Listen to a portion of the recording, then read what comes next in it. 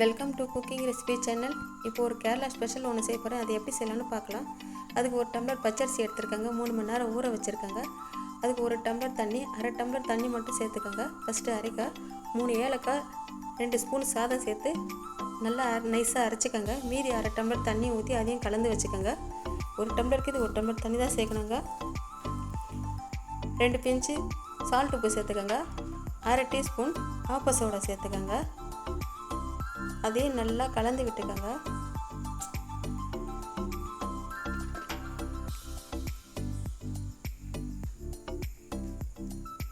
நல்லா கலந்து விட்டுட்டு இது ஒரு பக்கமாக எடுத்து வச்சுருங்க. மறுபடியும் கேஸில் ஒரு பாத்திரம் வச்சுக்கோங்க. அந்த பாத்திரத்தில் அரை கப்பு தண்ணி தான் சேர்க்கணும். 250 கிராம் வெல்லம் சேர்த்துக்கோங்க. இது வெல்லம் கரைஞ்சாலே போதுங்க.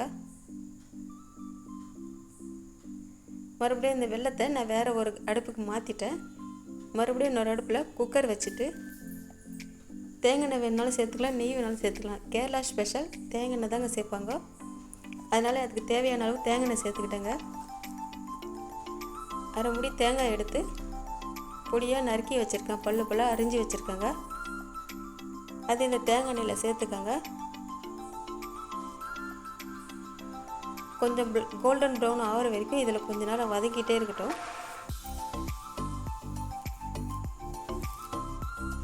மறுபடியும் இந்த காய்ச்சின வெல்லத்தை அரைச்சி வச்ச மாவு கூட வடிகட்டிக்கோங்க. வெல்லத்தை நல்லா வடிகட்டிட்டு அந்த மாவு சூடாக இருக்கும்போதே நல்லா கலந்து விட்டுக்கோங்க. கட்டி இல்லாமல் கரைச்சி விட்டுக்கோங்க. அப்படியே விட்டினா அங்கங்கே கட்டியாக விட்டுக்கோங்க. அதனால் நல்லா கலந்து விட்டுருங்க. கலந்து விட்டுட்டு இது ஒரு பக்கமாக வச்சுருங்க. இந்த தேங்காய் நல்லா கோல்டன் ப்ரௌன் ஆகிற வரைக்கும் கொஞ்சம் பொரித்து எடுத்துக்கோங்க. நான் கொஞ்சமாக தேங்காயை ஒரு பாத்திரத்தில் எடுத்து வச்சுருக்கேங்க. அதுக்கு மேலே போடுறதுக்கு இதில் சீரகம் வெங்காயம்லாம் போடுவாங்க. எங்களுக்கு அதெல்லாம் இனிப்புக்கு பிடிக்காது. அதனால் நாங்கள் வெறும் தேங்காய் மட்டும் தான் சேர்த்துருக்கோங்க.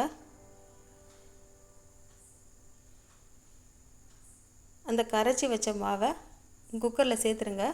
கலக்கெல்லாம் கூடாது, அப்படியே சேர்த்து விடுங்க. மீதி இருந்த தேங்காவை மேலே தூவி விட்டுருங்க. குக்கர் மூடி போட்டு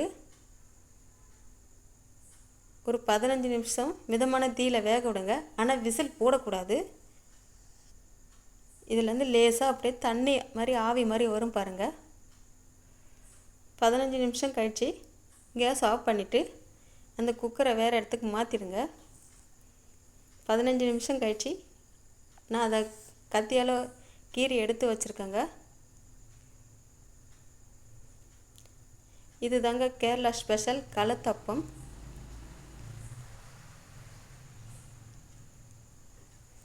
கலத்தப்பம் தயார். இது கட் பண்ண உடனே எப்படி இருக்குன்னு பாருங்கள்.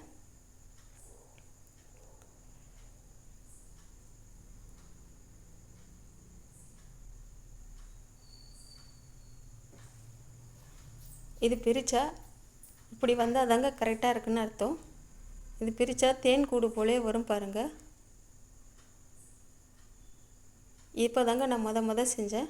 ஃபஸ்ட்லேயே எனக்கு கரெக்டாக வந்துடுச்சு. கேரளா ஸ்பெஷல் கலத்தப்பம் தயார். நீங்களும் வீட்டில் செஞ்சு பாருங்கள். தேங்க்ஸ் ஃபார் வாட்சிங்.